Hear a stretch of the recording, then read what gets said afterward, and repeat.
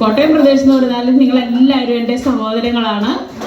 എല്ലാവരും തന്നെ ഞാൻ അറിയുന്നവരും ഇത്രയും കാലം നിങ്ങളുടെ കൂടെ ആയിരുന്നു. പക്ഷെ ഇത്രയും നല്ലൊരു ബർത്ത്ഡേ ഞാൻ ഒരിക്കലും മറക്കാൻ പറ്റാത്ത വിധത്തിൽ ഇത്രയും സന്തോഷകരമായ ഒരു ബർത്ത്ഡേ നിങ്ങളെല്ലാവരും കൂടി എനിക്ക് തന്നതിന് ഒത്തിരി നന്ദി പറയുന്നു.